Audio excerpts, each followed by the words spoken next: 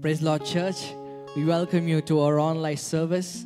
What a privilege it is to come under the presence of our Father, to worship Him together. Amen. Can we all lift up our hands and close our eyes and tell Him, Lord, thank you. Thank you, Jesus. Thank you, Holy Spirit, for your presence. Guide me, Lord, and lead me as I come under your presence, Lord. Can we all tell Him, church, Lord, I need you to uphold me, to guide me along the path, Lord. Have your way in me, Holy Spirit. We give everything into your hands. Lord, I worship you. You are our Father. Thank you, Jesus. Thank you, Jesus. Hide me, Lord, under your wings. Cover me under your feathers, Lord. Oh, hallelujah, hallelujah. Hide me now under your wings. Cover me within your mighty hands. When the ocean rises and thunders roar, I will soar with you above the storm. Father, you are king over the flood, and I will be still and know you are God. And I will be still and know you are God. Hide me now under your wings. Cover me within your mighty hands. When the ocean rises and thunders roar, I will soar with you above the storm. Father, you are king over the flood, and I will be still and know you are God. And I will be still and know you are God. Say hi. Say hide me now. Hide me under your presence. Under your wings. Cover me within your mighty hands. When the ocean rises and thunders roar, and I will soar with you above the storm. Father, you are king over the flood, and I will be still and know you are God. When the ocean rises and thunders roar, I will soar with you above the storm. Father, you are king over the flood, and I will be still and know you are God. And I will be still and know you are God. And I will be still and know you are God. And I will be still and know you are God. I will be still and know you are God, Jesus. I will be still and stay calm and let you work in my life, Jesus. Have your way, Holy Spirit. Oh, hallelujah. Jesus, Jesus, Lord.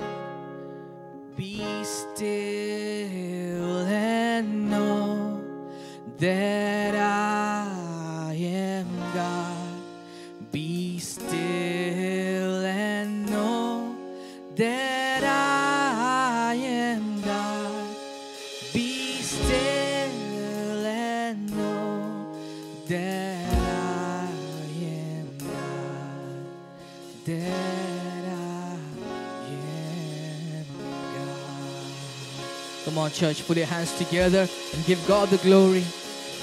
He is wonderful. He is glorious. Thank you, Jesus, Lord. Thank you, Jesus. We let you fight our battles, Lord, this morning. As we come under your presence, Lord, we give everything away. We give everything away into your hands, Jesus. Take control over our lives, Lord. Thank you, Jesus. Have your way in us. In Jesus' name we pray, Lord. Amen.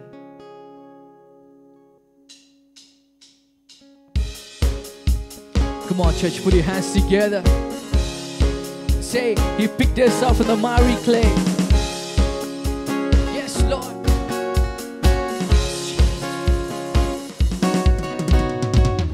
Pick me up from the miry clay. Put me on the rock to stay. You pick me up from the miry clay. Put me on the rock to stay. Pick me up from the miry clay. Put me on the rock to stay. Pick me up from the miry clay. Put me on the rock to stay. My life was in a mess. I thought there's no way out. Then I cried on Jesus' name. He gave me a brand new start. My life was in a mess. I thought there's no way out. Then I cried on Jesus' name. He gave me a brand new start. He is the rock. Say, He is the rock. He is the rock on whom I stand. Oh, He is the rock. He is the rock. Jesus is the rock on whom I stand. Pick me up from the miry clay. Come on. Put me on the rock to stay. Come on, sing with me. Pick me up from the miry clay. Put me on the rock to stay. You pick me up from the miry clay. Put me on the rock to stay. Pick me up from the miry clay. Put me on the rock to stay. My life was in a mess. I thought there's no way out. Then I cried on Jesus' name. He gave me a brand new start. My life was in a mess. I thought there's no way out. Then I cried on Jesus' name. He gave me a brand new start. He is the rock. He is the rock. Jesus is the rock on whom I stand. He is the rock. He is the rock. Jesus is the rock on whom I stand. He is the rock. He is the rock. Jesus is the rock on whom I stand. He is the rock. He is the rock. Jesus is the rock on whom I stand. Yes, Lord, you are the rock. We stand. You are the rock, Lord. You are the mountaintop that we stand upon. Oh, hallelujah, hallelujah, hallelujah. Can we give Him one more time a big clap offering this morning, church? Oh, He is worthy, He is worthy, He is worthy. Come on, give Him the highest glory. Oh, hallelujah, hallelujah. Jesus. You are our mountaintop. You are the city that is built on high, Lord. And we dwell in you. We are here, Lord, in your presence to come seek your face, to seek your glory. Won't you come and have your way in us? Have your way in us, Holy Spirit. We surrender our lives to you. We surrender everything, Lord. We surrender. Church, have this perception. When we surrender everything that we are going through, God is able to take that and fight your battles on behalf of you. He is our defender. Whatever it may be, just surrender it to Him. A life of surrender is to tell God, Lord, you are the King of my life. Have your way in me. Lord, go and fight my battles, Lord, while I rest in your love, while I rest in your presence. We give everything to you, Jesus. Hallelujah, hallelujah, hallelujah. Thank you, Jesus. Thank you, Jesus. Thank you, Jesus. Thank you, Lord. We surrender, Lord. We surrender. We surrender our hearts. We surrender our perceptions, Lord. We surrender our desires. We surrender our thoughts. This morning, have your way in me, Jesus. Hallelujah, hallelujah. Here I am, down on my knees again, surrender it all, surrender it all.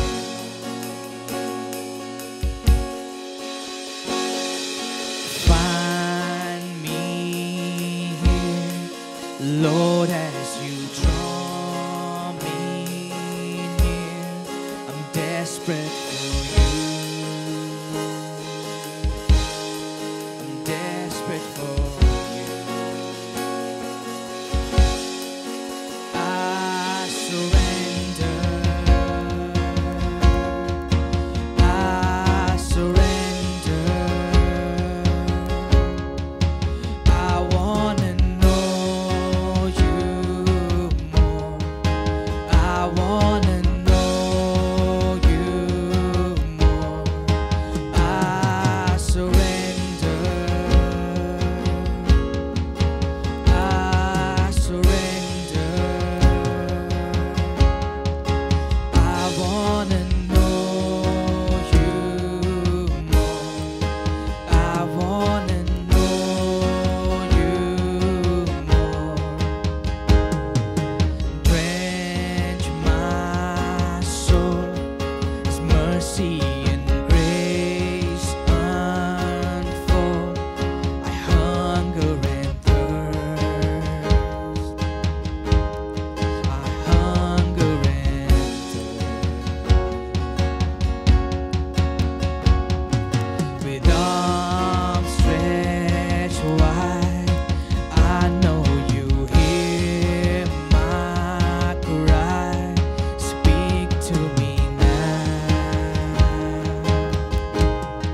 Speak to me now.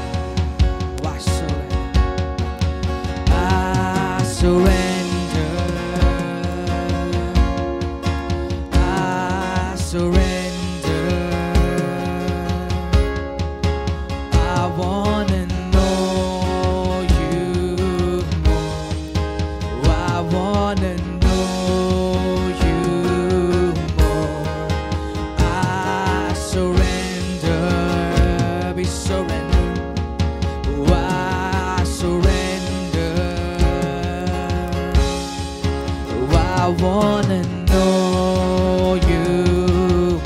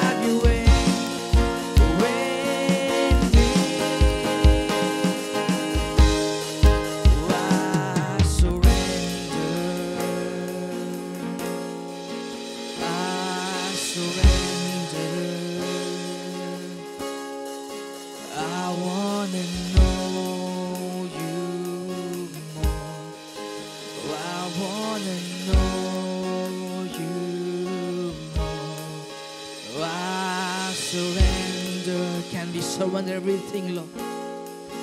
I surrender everything at your feet, Jesus.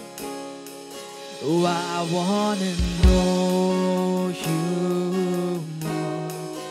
Oh, I want to know you more. We surrender, Lord. We surrender everything that we have. Oh, I want to know you more.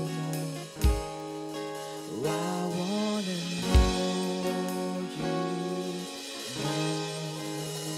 Thank you, Jesus. We surrender everything into your hands, Lord. Take control over our lives, Lord. We want to be in your presence, resting in your love, assured that you love us, Lord, so that we may find rest in your bosom. We want to be still and stay calm and let you fight our battles, Lord. We surrender everything, Lord. Have your way in us, Holy Spirit. Thank you, Lord, for your presence. Even as we worship you, be magnified, Lord. We lift up your name on high. Thank you, Jesus. We give everything into your hands this morning, Lord. Even as your word comes, speak to us. Encourage us, Lord. Encourage us in your word. Thank you, Jesus. Hallelujah. All the glory and all the honor belongs to you. In Jesus' mighty name we pray. Amen and amen. What an amazing time of praise and worship it was. The presence of God is filling us wherever we are.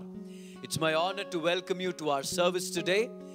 We have an amazing message in store, and I know that God is going to speak to your heart, and I believe that God will encourage us and strengthen us in our walk with Him today. If this is the first time you're joining us online, there's a number on your screen.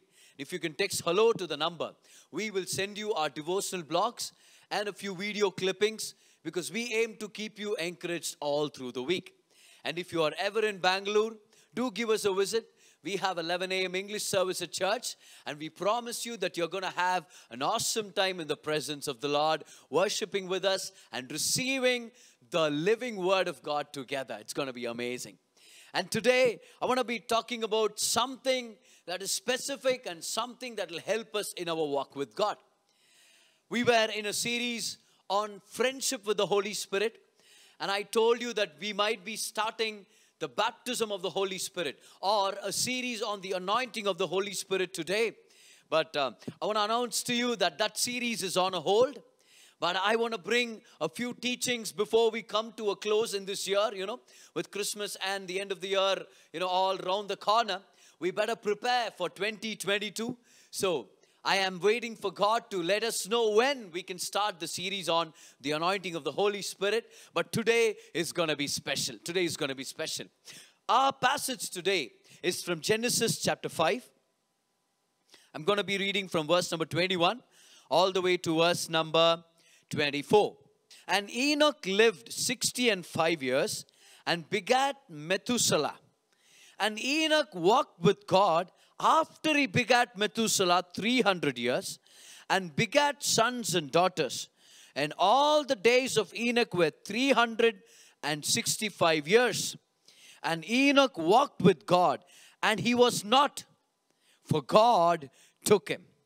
For God took him. And Enoch walked with God. What an amazing testimony he had. He pleased God, the scripture says in Hebrews 11:5. Because by faith, Enoch pleased God. He walked with God, and God was so pleased with Enoch that Enoch did not see death.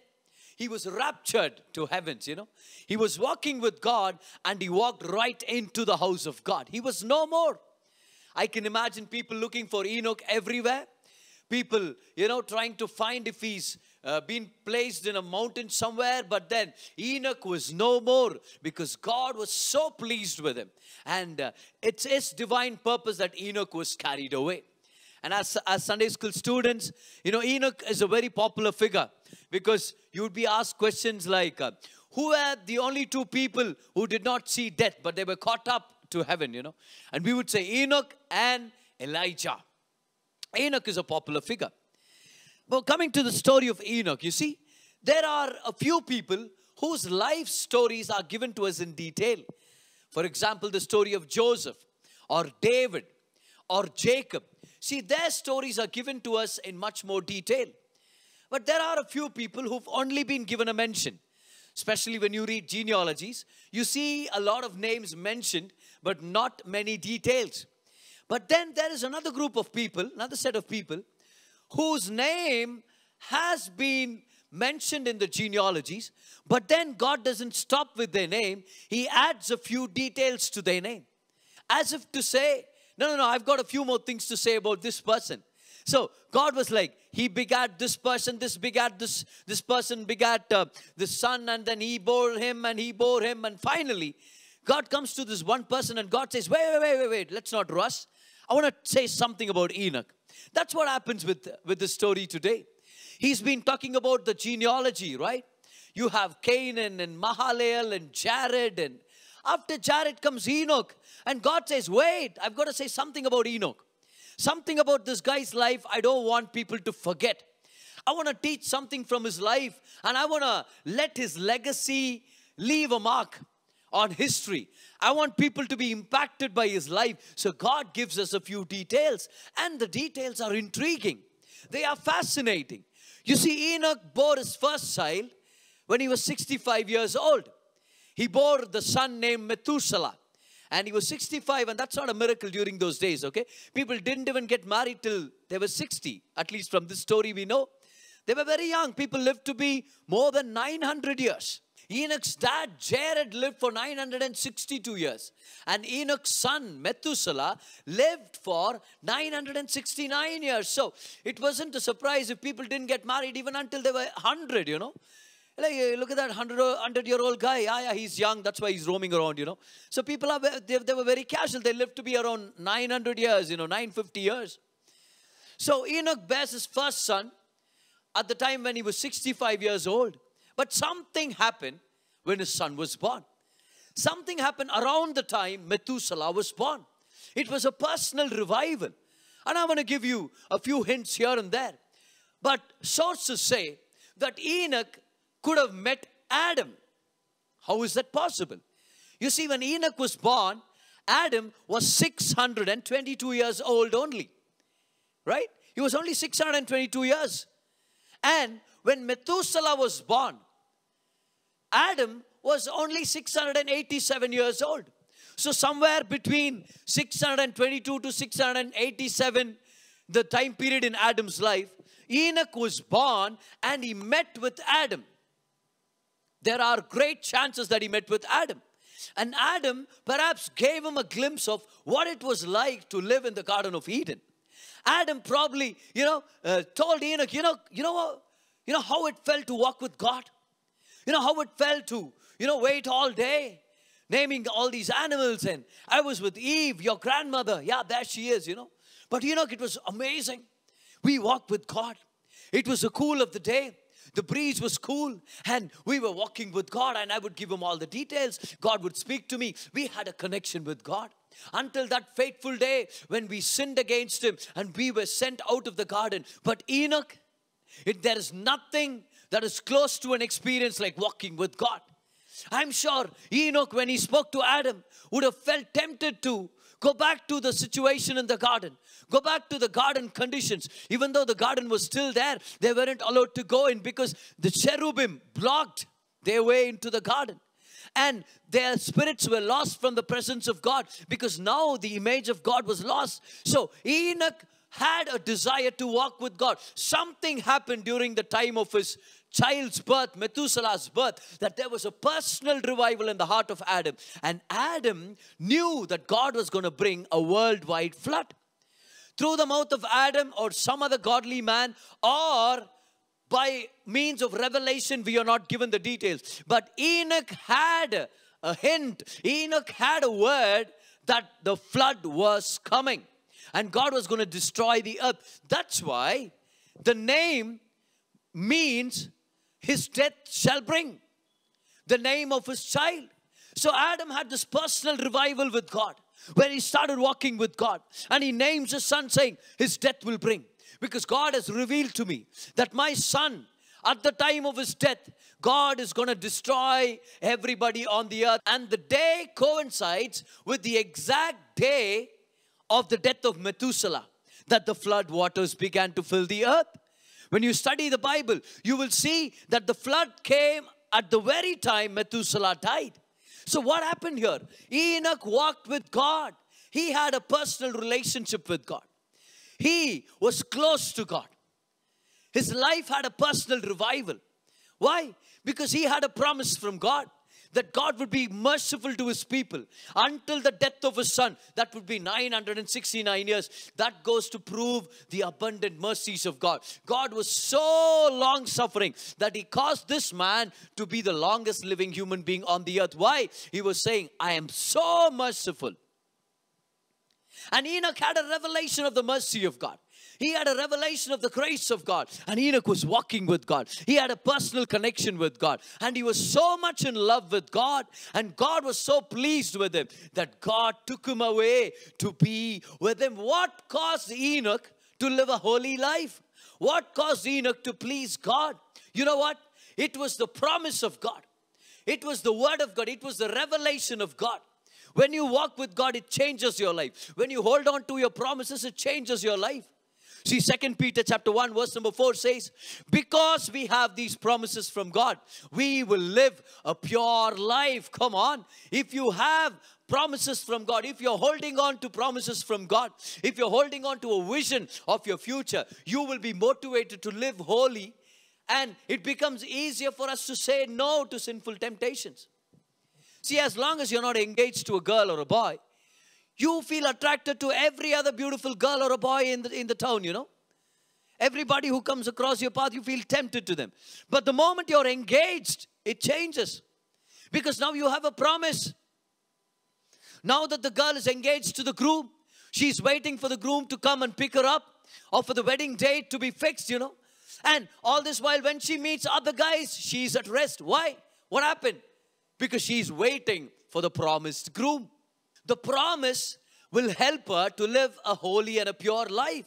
In the same way, this revelation of God that Enoch had, this revelation that he had about the walk with God, this personal relationship with God, changed his life, and his walk with God changed the course of history for a very long time, because we are still reading about him and we are still studying about his life. It makes a difference when we walk with God. Friend, Christian life is called a walk. 2 Corinthians 5:7, we read that Christian life is a walk. We walk by faith, not by sight. Our calling is called a walk. Ephesians chapter 4 verse number 1, we read, walk worthy of your calling. So our calling is a walk. Galatians 5:16 says, walk in the Spirit. So our fellowship with the Holy Spirit is called a walk in the Spirit. Isaiah 40:31 says that you will walk and not faint. So I pray today that we will walk with God without fainting. That we will have a relationship with God so much so that it changes our life, and our life is defined by the fact that we are close to God. I pray that we will not faint as we walk with God. Because you see, when you walk with God, your life is full of victory. Enoch walked with God for 300 years. 300 is a number of victory in the Bible. And God wants us to walk with victory on the earth. Friend, life is all about walking, isn't it? See, we run occasionally. But everywhere we go, except for places that are too far, you know, where we use modes of transport, a bike or a car or a bus or a plane or a ship, you know, or a cruise. But then we walk everywhere we go. From the living room to the kitchen, to the toilet, you know, to the veranda, to the place, to our gardens, to the garage. We walk. Life is actually about walking. So is our Christian life. Our Christian life is a walk with God. It's a relationship with God. That's what changes Christianity and differentiates it from the rest of the religions in the world. We are walking with God. It's all about a relationship with God. And before you can run for God, before you can soar for God, like we youngsters, you know, we want to say, I want to run for God. You know, I want to like fly high for God. Yeah, that's going to happen. But before you can run or soar, you've got to learn to sit and then stand and then walk. Sit When it comes to the finished work of Jesus, say, He has completed everything that I need to live a victorious life. He's done it all. Stand when it comes to the values in the Bible. Say, I am standing for God. Because if you don't stand for something, you will fall for anything. And number 3, you start walking. What does walking symbolize? Walking symbolizes an everyday relationship with God. Come on, raise your hand and say, I will walk with God daily. Yes, it's a daily walk with God, my friend. You are called to walk with God. You and I are called to be someone like Enoch, where we walk with God, where we get a revelation of His mercy, where we get a revelation of His grace, and that must transform our hearts so much so that we are in love with this person, that we will walk with Him every day. Christian life is not about Sunday, my friend. It's not Sunday to Sunday. It's every moment to every moment. We need God every second of the minute. We need God every minute of the hour. We need God every hour in a day. We need God every day of the week. We need God every month of the year. We need God every day. We ought to walk with Him. It's our privilege. As a child of God, God wants to take a walk with you. And when you take a walk with Him, your life will change. And when you walk with God, many things in your life are gonna be changed, you know. If you get close to a person who is jovial, you are joyful as well. When you get close to people who are always negative and, you know, everything that they have to say is all, you know, about how life is gloom and doom. And very soon you are catching the same spirit and the attitude, you know. And you exude the same negativity that you were with, you know, ever been in a lift where there were women who had their full makeup on with their women's perfume on, too thick perfume, you know. And then you get out of the lift, the perfume is there on you. And sometimes you've got to explain to your wife, you know, I pray to God that doesn't happen to us. But then, what about the lady's perfume on you? What happened? You know, because you were with those people in the lift. And when you come out, it's the same essence there. How much more will our walk with God change our lives and transform us from the inside out? See, Enoch walked with God. And today, by the person of the Holy Spirit, we have the same opportunity with God. We can walk with Him. We can walk with the Holy Spirit.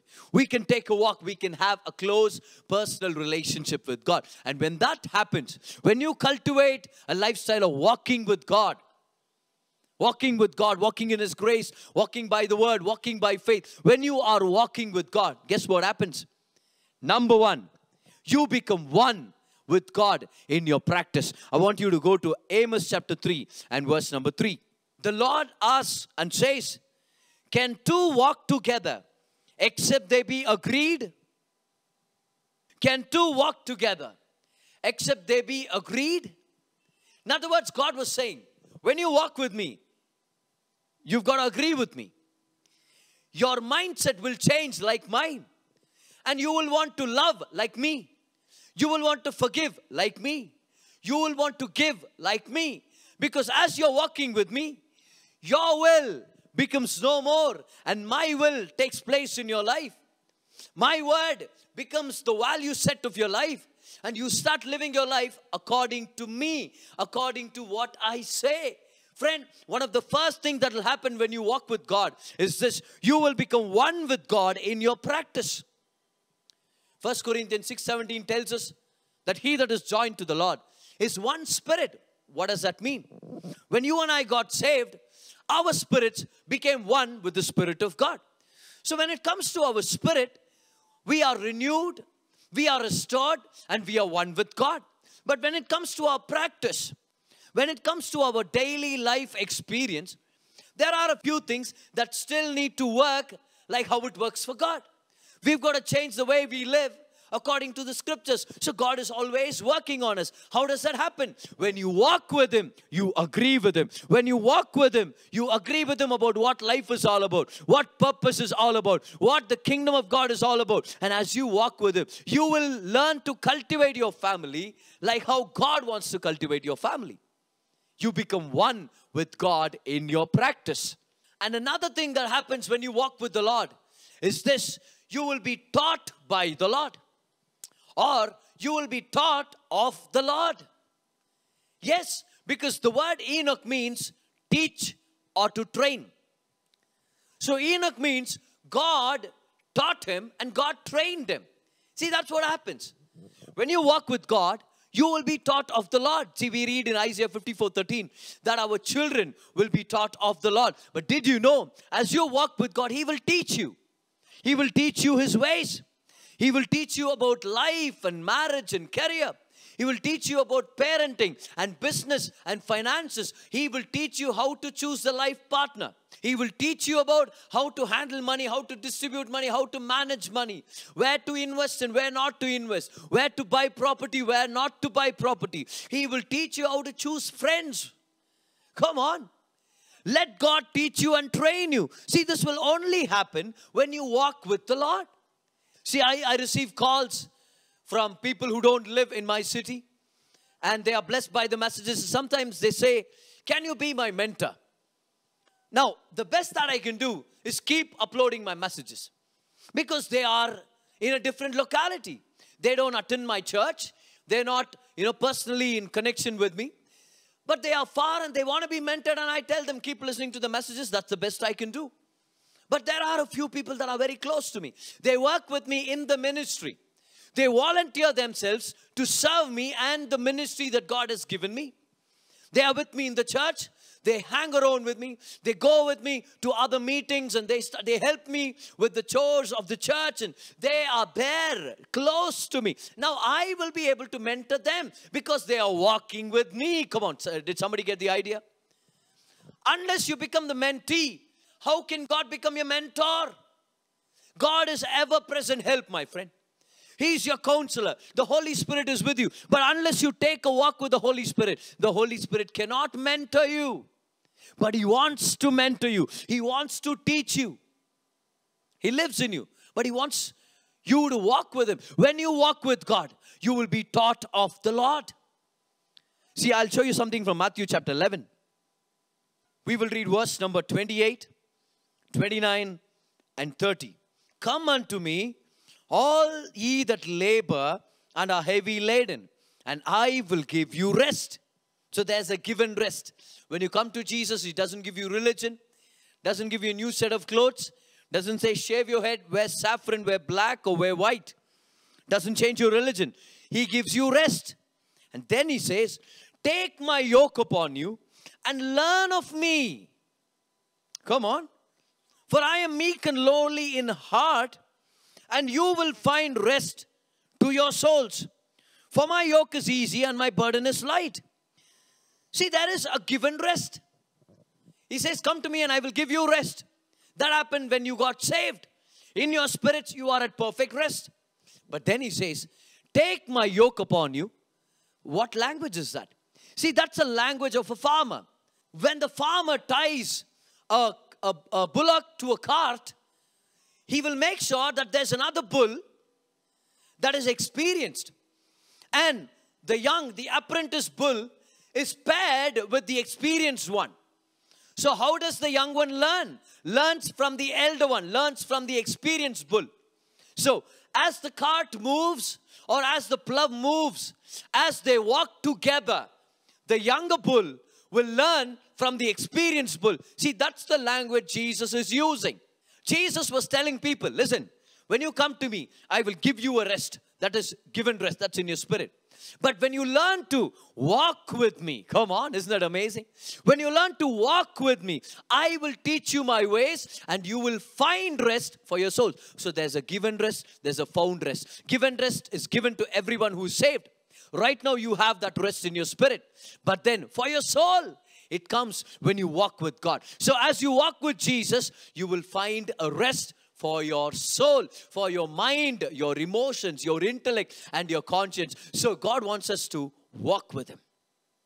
Walk with Him and let God teach you. When you walk with Jesus, He will teach you and He will train you. So point number one, when you walk with God, you will come in agreement with Him. Point number two, when you walk with God, you will be taught of the Lord. And point number three, when you walk with God, you will live a life of purpose and you will impact generations to come. Because that's what happened with Enoch.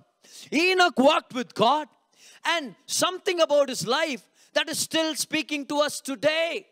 He lived a life of purpose and he impacted generations to come, including ours. See, Enoch only lived for 365 years. Now, that's odd for us to say that's only 365 years.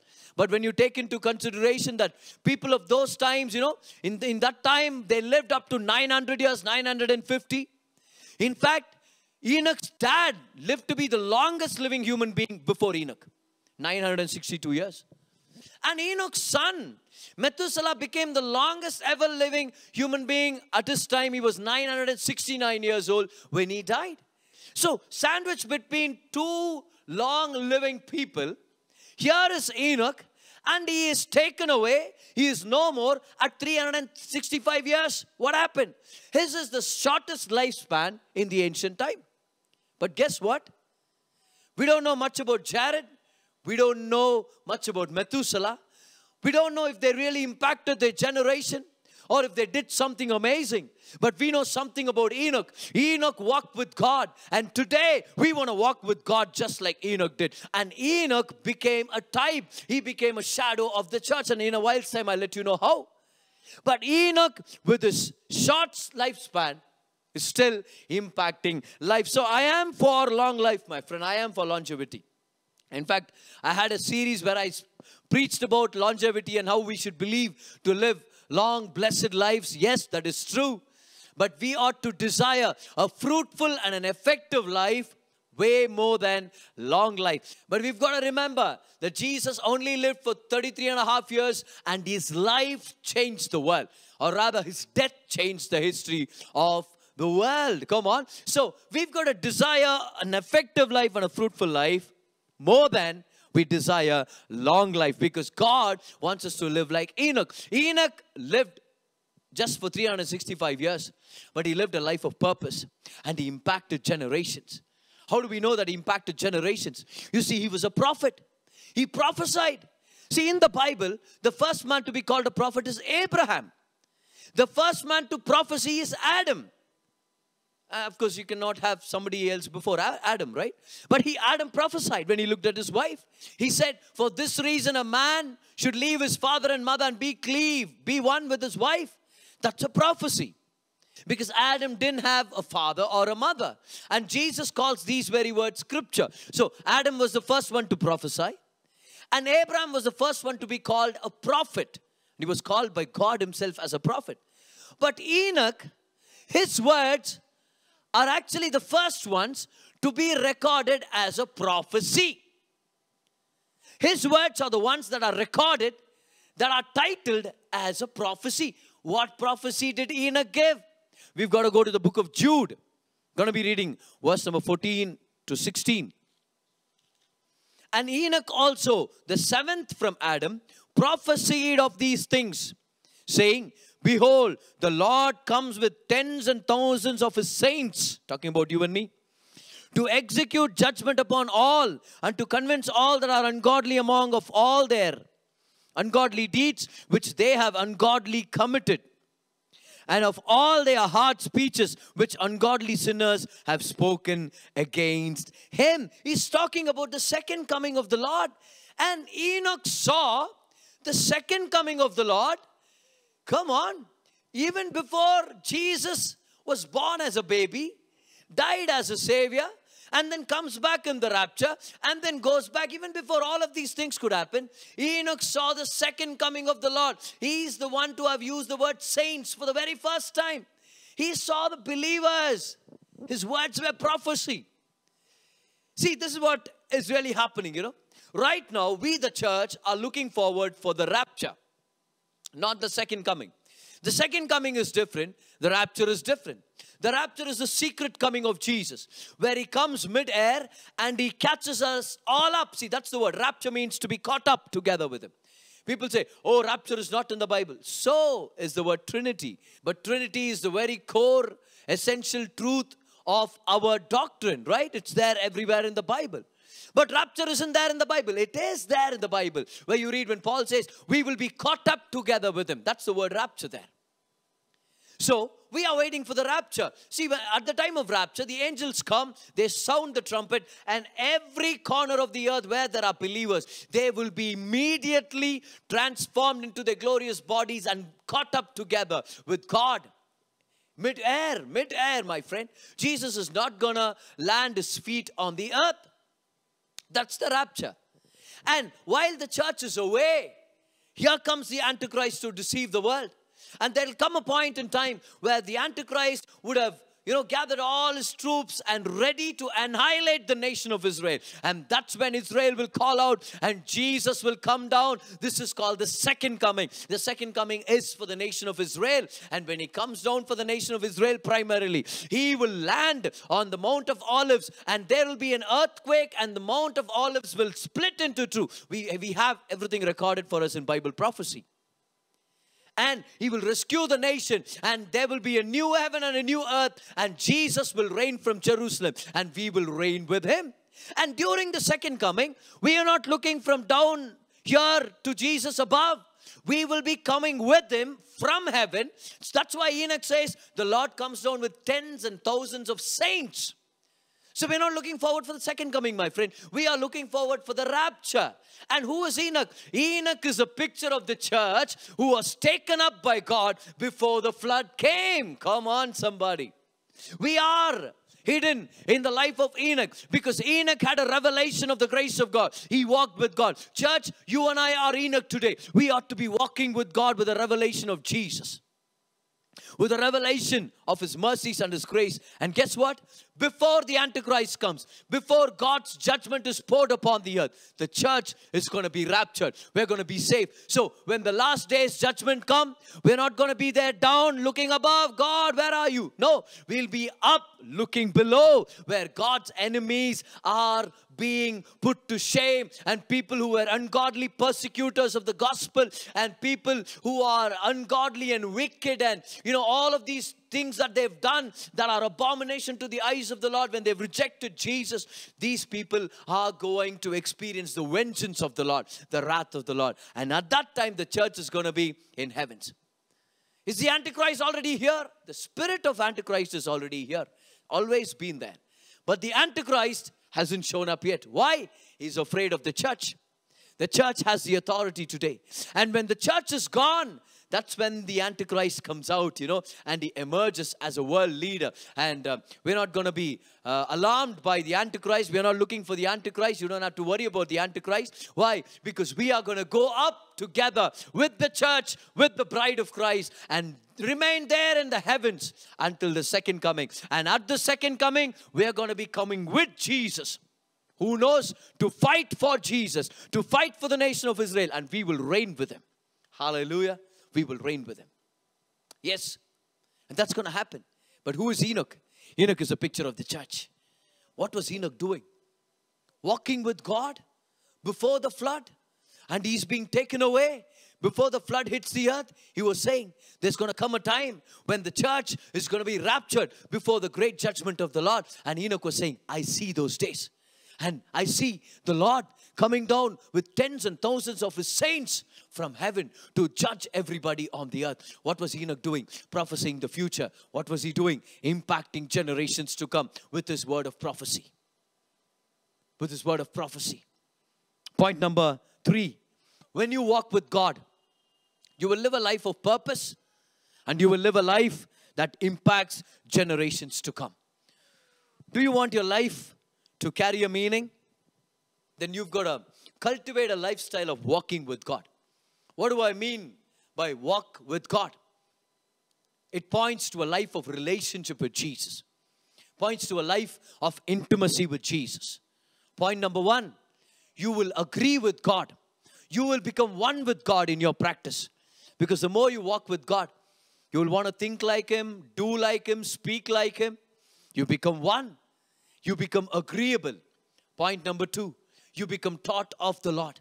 You become his mentee. He becomes your mentor. And as you take a walk with him, he will show you how to live life in all the fruitfulness that you ought to live in.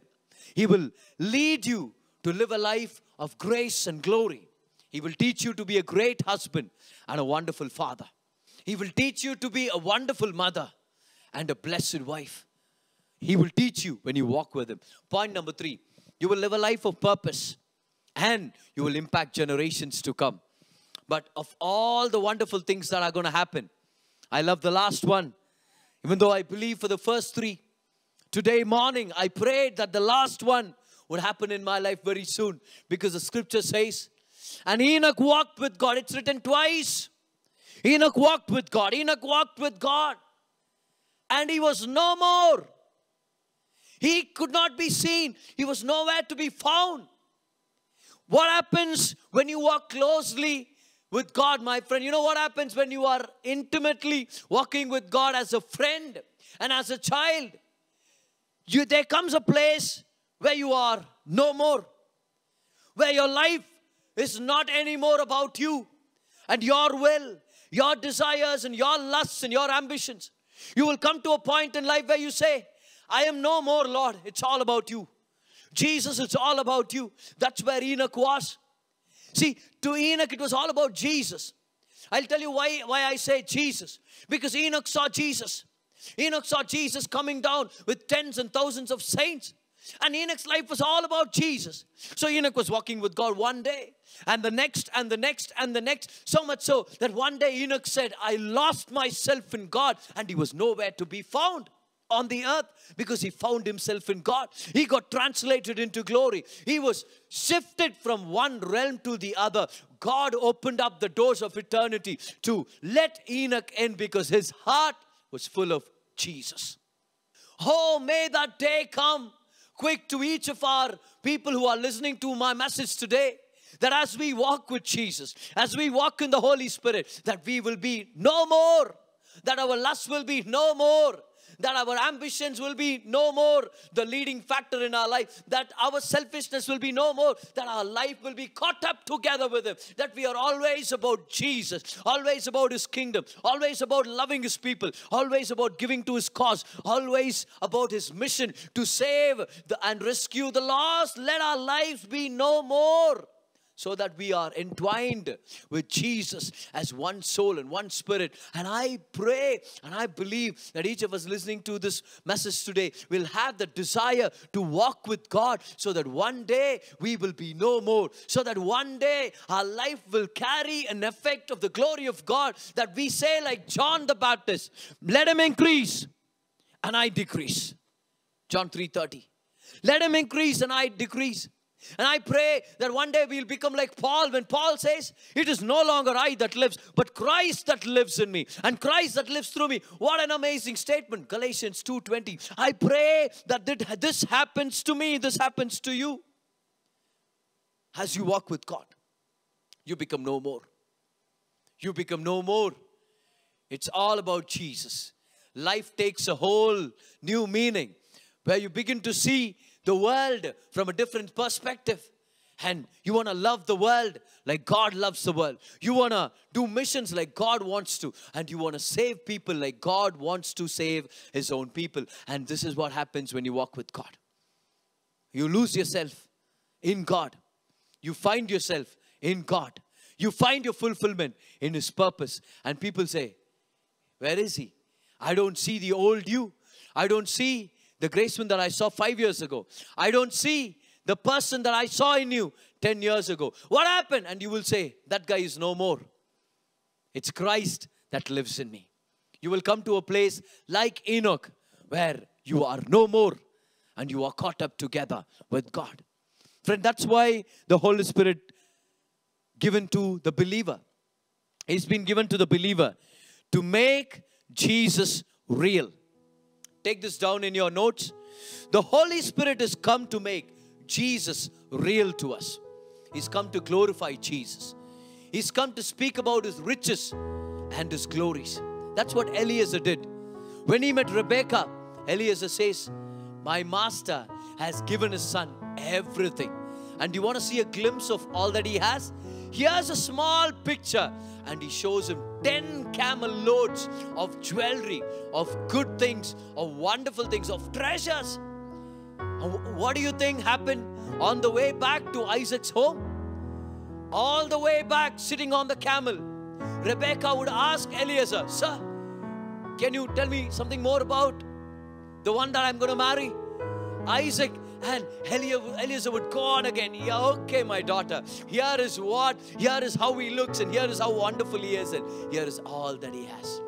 The Holy Spirit has come to glorify Jesus, to show us His riches, so that our hearts will be full of Jesus, so that our hearts will get lost with Jesus, and we will have our lives all about Jesus. Come on, friend. Walk with God today. As Christians, we are called to walk with God. Instead of running, competing, instead of struggling, striving, I think we've got to come to a place where every day we are walking with God. And when you walk with God, there's a pace attached to it. There's a pace of grace attached to it. Because grace has a rhythm, and God will lead us step by step.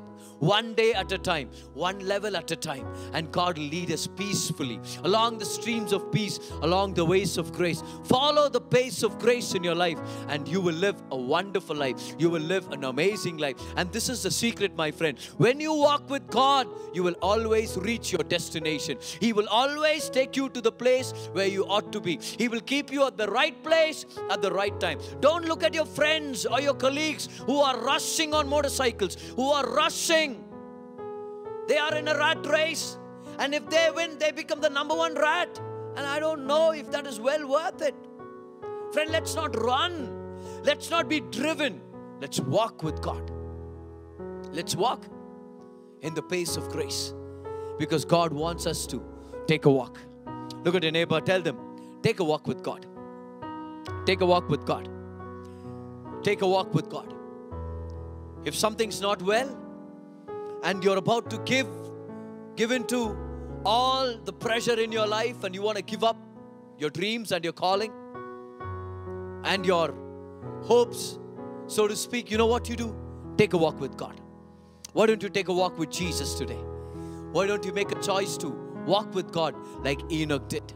When you walk with Him, number one, you will become one with God in your practice and your experience. You will become agreeable with God. Number two, you will be taught of the Lord, because Enoch means teaching or training. Number three, when you walk with God, you will live a life of purpose, and you will impact generations like Enoch did. Number four, when you walk with God, you become no more. Yourself becomes no more. You are caught up together with God, and you will live a wonderful life. Now I want to finish with this real life story from the Bible. These two disciples, they were discouraged that day. It's been 3 days since Jesus was crucified. They were walking back home. They were probably husband and wife. The husband's name is Cleopas. Whoever named him needs to receive forgiveness from God. But Cleopas is walking with his wife to Emmaus. Emmaus is a lower area. They were in Jerusalem, the place of faith, the place of vision, where God wanted them to stay until they were endued with power from on high. But they were discouraged. They were walking back home. Even as they were walking sad and dejected and discouraged, the scripture says, Jesus joined walking with them. And He joined in their conversation saying, hey, what are you guys talking about? They didn't know that it was Jesus. They didn't recognize Him. So Jesus talks to them, builds this conversation, and they say, are you a stranger? Are you a stranger to all the things that happened just 3 days ago? We believed that this prophet, Jesus, would be the Messiah. But no, they killed Him. They crucified Him. And Jesus begins to open up the scriptures. Notice, when you are walking with Jesus, He will teach you and train you. Opens up the scriptures and shows him how the Messiah is ought to suffer. And he's going to be raised again from the dead, and He's going to come back alive. And it's true. And as they walk and they see Jesus in the scriptures, they come to their house in Emmaus. And Jesus sits with them for dinner, communes with them. They recognize Jesus. Right at that moment, He disappears. But guess what happens?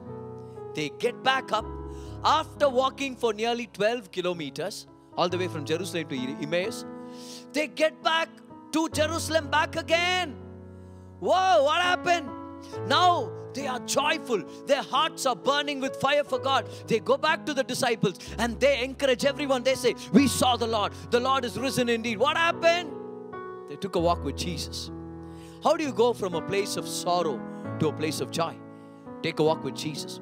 How do you go from a place of physical weakness and fatigue to a place of extreme physical energy and strength? Take a walk with Jesus. How do you go from a place of unbelief to a place of full of fire, faith for God? How do you get to that place? Take a walk with Jesus. How do you come from a place of ignorance to a place where you have known Jesus, you've seen Jesus? Take a walk with Jesus. How do I do that, brother? The Holy Spirit is there to help you. Every day make a commitment to walk with Jesus. Set aside time to talk to Him, to pray to Him about the things that you face, to talk to Him, to just converse with Him. In other words, take a walk with Him. He's a friend who wants to walk with you. The Holy Spirit is there with you to take a walk with you. And the more you walk in the Holy Spirit, the more you know Jesus. The scripture says, all things that pertain to godliness and life comes to us by the knowledge of Jesus. Come on, isn't that precious? Everything you need in order to live a wonderful life is hidden in the knowledge of Jesus. So walk with God. Walk with God. Even as we, come to an end of this year, in the next few weeks, let's go back to all the goodness that we've seen. His faithfulness, His protection over our families, all the blessed additions that God has brought into our lives. Let's rejoice, let's be happy, let's be joyful, but let's not forget, it is all nothing compared to our relationship with God, and everything finds its meaning when we walk with God on an everyday basis. So walk with God. Like Enoch, I pray that you and I will walk with God. And we will come in agreement with God like Enoch was.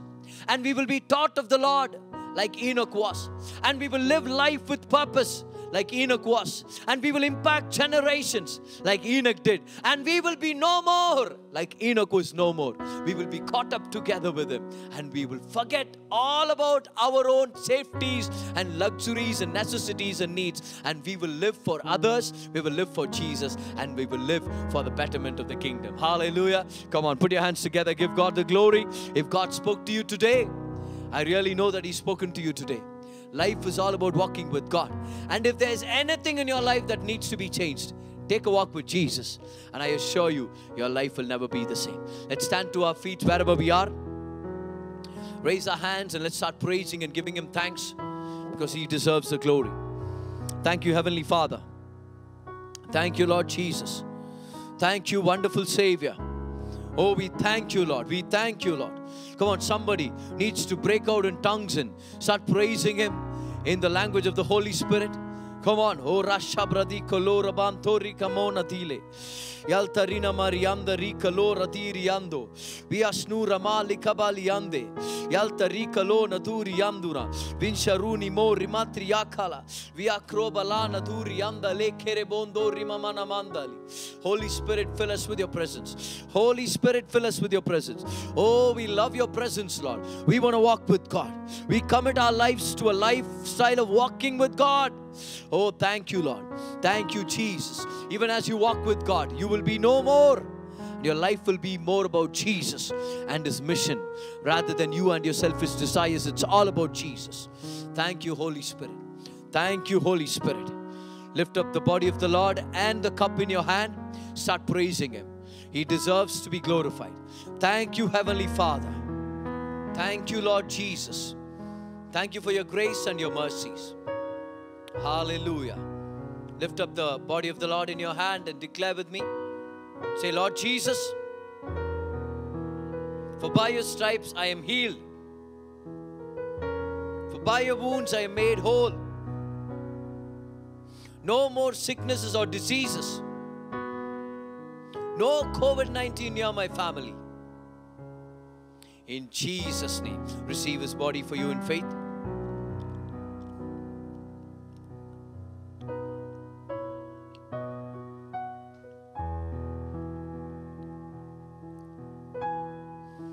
Lift up the cup wherever you are and declare with me. Say, Lord Jesus, For by your blood I am made righteous. For by your blood I am made worthy. For by your blood my family is safe and secure. For by the blood of Jesus my life will be a blessing. My family will be safe. And my future will be bright. In Jesus' name, receive His cup for you. Thank you, Jesus. Lift up your hands. Let's pray. Let's thank God for the word that He gave to us today.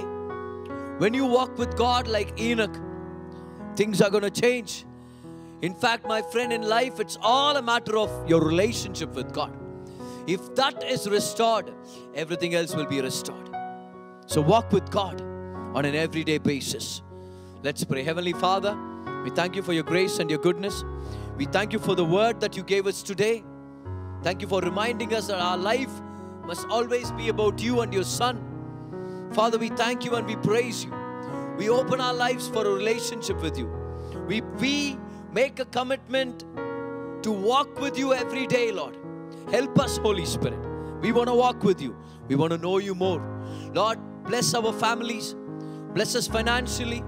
Give us deliverance from sickness and deliver us from every evil in Jesus' name. Lord, thank you for your grace and your peace that's available to us. In Jesus' name we pray. And the people of God said, Amen. Lift up your hands. Receive the benediction with an amen. May the Lord bless you and keep you. May the Lord make His face shine upon you and give you grace. May the Lord lift up His countenance over you and bless you with shalom peace all the days of your life in Jesus' name. Hallelujah. Come on, put your hands together and give God the glory. He wants to walk with us. He wants to be our friend. So make walking with God your lifestyle and your priority, and your life will never be the same. Remember to follow us on social media. We have regular posts and videos and texts, that we keep posting in order to keep you encouraged all through the week. We want to let you know that God is with you and God is for you. So until we meet again in an amazing service, want you to remember that God is still on the throne. He's walking on your behalf and we are praying for you. God bless you.